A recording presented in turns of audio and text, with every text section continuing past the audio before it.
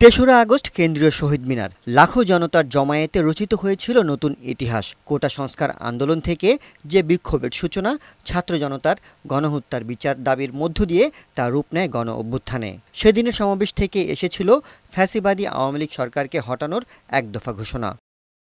সেই ধারাবাহিকতায় ৬ আগস্টের লং মার্চ টু ঢাকা একদিন এগিয়ে আনা হয়। ৫ আগস্ট লাখ লাখ ছাত্র জনতা নেমে আসে রাস্তায়। দেশ ছেড়ে যান শেখ হাসিনা, পালিয়ে যায় বেশিরভাগ মন্ত্রী, এমপি ও আওয়ামী লীগের নেতাকর্মীরা। ২৮শে ডিসেম্বর শনিবার সন্ধ্যায় আবারও এলো নতুন বার্তা। ৩১শে ডিসেম্বর মঙ্গলবার বিকাল ৩টায় শহীদ মিনারে গণজমায়েতের ডাক দিয়েছে বৈষম্যবিরোধী ছাত্র আন্দোলন ও জাতীয় নাগরিক কমিটি। এ বিষয়ে বিস্তারিত জানাতে রোববার কেন্দ্রীয় কার্যালয়ে সংবাদ সম্মেলন করে বৈষম্যবিরোধী ছাত্র আন্দোলন।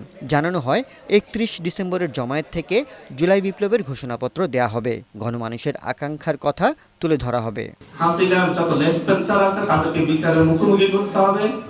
হত্যাযজ্ঞের সাথে যারা জড়িত ছিল তাদেরকে বিচারের মুখোমুখি করতে হবে। আমরা বলছি যে ৫ই আগস্ট আমরা প্রাথমিক বিজয় অর্জন করলেও পূর্ণাঙ্গ বিজয় আমাদের অর্জিত হয়নি।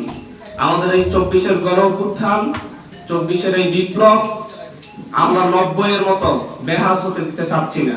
আমরা আমাদের জায়গা থেকে মনে করি এই সামগ্রিক বিষয়গুলো, আমাদের এই জুলাই বিপ্লবের সামগ্রিক বিষয়গুলো একটি ঘোষণাপত্রে লিখিতভাবে লিপিবদ্ধ থাকা প্রয়োজন। আমরা আমাদের জায়গা থেকে মনে করি এই ঘোষণাটি আমাদের সামগ্রিকভাবে পুরো বাংলাদেশের একটি লিখিত দলিল হিসেবে থাকবে। প্রাতিষ্ঠানিক দালিলিক স্বীকৃতি ঘোষণা করার জন্য আমরা ৩১ ডিসেম্বর ২০২৪ বেলা ৩ ঘটিকায় ছাত্র জনতার উপস্থিতিতে শহীদ মিনার থেকে, যেখান থেকে আমাদের এক দফা ঘোষণা করা হয়েছে, ঠিক সেই জায়গা থেকে আমরা আমাদের প্রক্লেমেশন অফ জুলাই রেভলিউশন আমরা ঘোষণা করব।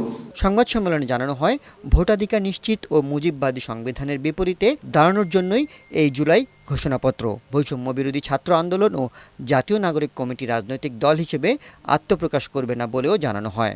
এটি আগামীর বাংলাদেশের ঘোষণাপত্র। এটি কোনো নির্দিষ্ট দলের, মতের, ধর্মের, বয়সের মানুষের ঘোষণাপত্র নয়। যেমন ভাবে ২৪-এর বিপ্লবটি সকলের ঘোষণাপত্র ছিল। ২৪-এর বিপ্লবীরা আজ পর্যন্ত এখনো মিলিত হয়নি। সেদিন ঢাকা শহরে ৫ই আগস্ট যারা স্বৈরাচার হাসিনা, ফ্যাসিস্ট হাসিনার পতনের দিন ঢাকা শহরে আসতে পারে না বিভিন্ন বাধার কারণে, তারা সকলেই ঢাকায় আসবে।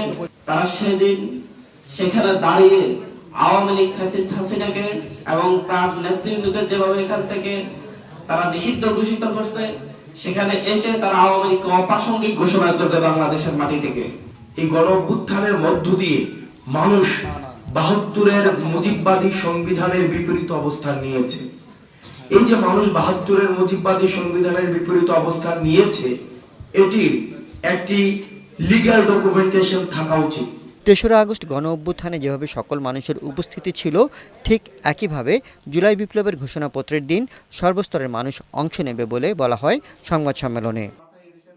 এস এম সুমন, বৈশাখী সংবাদ, ঢাকা।